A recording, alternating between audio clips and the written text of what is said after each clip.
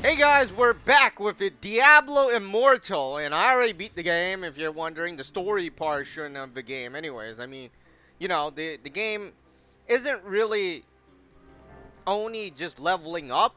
I mean, or just maxing out your character. You get to play online with other players, and of course, there's a story mode, which is basically why you would play a game for most part, anyways. Aside from after that, which is like the PvP and everything else.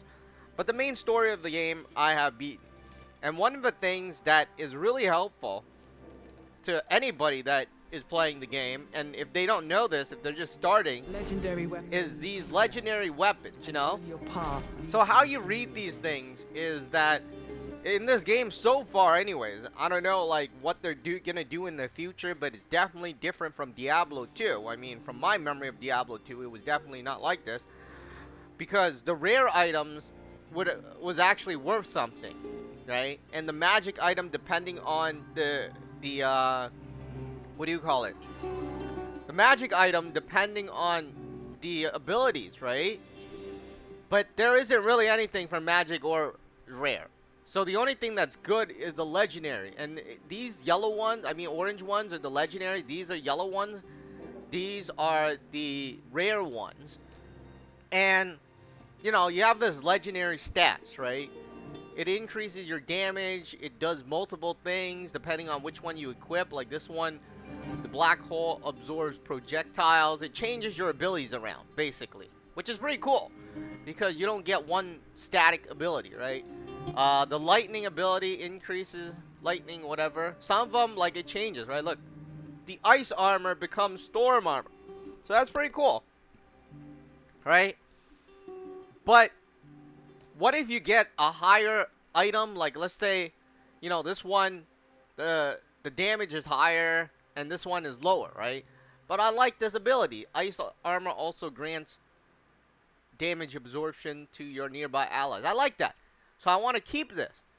But I also want the higher damage. So what you do is you go here. This is what you call essence transfer. And it will destroy the item, but you get to keep it forever. So I already did some of them already, so they're there forever. And let me go down. So this one's still extractable. So this one, the Ray of Frost, now unleashes a stronger instantaneous beam for a short delay, blah blah blah. Then you select which one you want to give up, and you can only do this once. That's the only useful thing about it. I mean, after that, look, this one is 7,000, right? This one's 5,000, but it doesn't really matter. I just want to keep the 7,000 one. So it does this thing here. Now, forever, you get to keep it. Okay? You get to keep it forever. And you're probably wondering, what the hell do you mean keep it forever?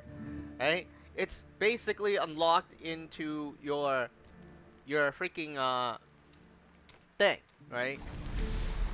So it's unlocked, and you could use Inherit. Now, I already done it on this one. This one, Freeze Crystal now summons a freezing... Ice Crystal now summons a freezing crystal that inflicts greater damage. So before that, it wasn't. Before that, it was something else. Right? And then you could just select what you want, which you already have. And let's say, I don't want this anymore. So I want the lightning hurls balls of chilling ice. I want that. So I select that. Right? And then you press Inherit. And then this one will change to this one. So that's pretty cool. Right? But I'm not going to do that because I already did it. Right? Now, if I go to extract again, you can still extract the same thing.